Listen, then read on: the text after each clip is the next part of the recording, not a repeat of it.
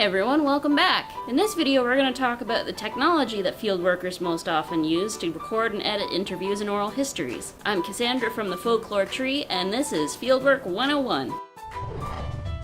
The most common device used for recording oral histories is, well, the voice recorder. They're pretty simple to use, but each kind might work slightly differently. Always read the instructions, and if you're borrowing a voice recorder, make sure to ask the owner to show you how it works so that you know exactly how to use it. For example, some recorders might require that you press the record button twice in order for it to start recording, while others don't. Or some recorders might only record for about 20 minutes at a time, and others might run as long as the battery or the memory card lasts. Make sure you practice with your recorder before you interview in order to test for all these sorts of things. And always try and keep an eye on the amount of time that you've been running for in order to help prevent your recording from getting accidentally cut off. Trust me, finding out that you've been interviewing for an hour but have only recorded 20 minutes is the absolute worst. Now, while voice recorders are the most commonly used devices, video recorders are pretty handy as well. Video recorders can be similarly used and outfitted like voice recorders with things like microphones for better audio pickup, but they have the additional advantage of being able to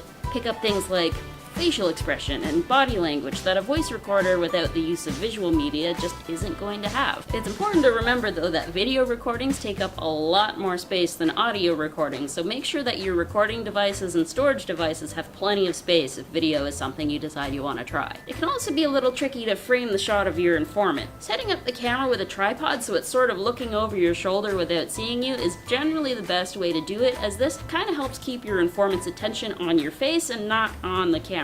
Like many audio recorders, some cameras really only run for about 20 minutes at a time, so remember to keep an eye on that. As I kind of touched on before, most audio and video recorders can be outfitted with a microphone for better sound pickup if that's something that you're interested in, but you probably won't absolutely need it unless you're working somewhere with a little bit more background noise or are interested in recording outside. The recorder's built-in mic should be just fine, but if sound quality is something that you're concerned about, you can always test with some headphones prior to recording your actual interview. You probably won't need to get your recorder very close to your informant's face either unless they talk really quietly. Just setting it on a table between you and your informant is usually the best approach. Now, unless you're planning to make like a radio show or a podcast or a YouTube video with your recording, you probably won't have to worry too much about editing. But if your recorder picked up a lot of background noise, you can use a program like Audacity to help filter some of that out and make it a little cleaner and easier to hear. Audacity is completely free to download, and they even have a list on their website of other open source software that can help you with things like video editing. If that's something that you think you might be interested in, there's links in the description, or you can ask your teacher for help finding them. Now, if you're doing fieldwork for a school project, you might be provided with the recording equipment that you'll need.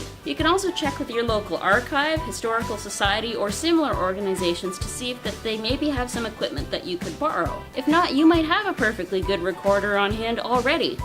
Your cell phone. Most phones these days already come with a perfectly good video camera or a voice recorder built in. Here's some other supplies that you're going to want to bring with you. Extra batteries or a charger for your recorder, extra memory storage like an SD card or a flash drive, an extra recorder if possible just in case one of them malfunctions, a notebook and pens or pencils, and finally your contact information. That way if your informant thinks of something else that they forgot about during your interview but wanted to add, then they can call you later. Make sure that you have their contact information too, because you might decide that you have some more questions you want to ask that you didn't think of at the time of the interview. So there you have it. That pretty much covers your basic supplies. Special thanks go to the Labrador Institute and the Labrador Historical Society for sponsoring this video, and stick around for the next video when I give you some tips and tricks to help make your interview go smoothly. Thanks again for watching, and I will see you all in the next one.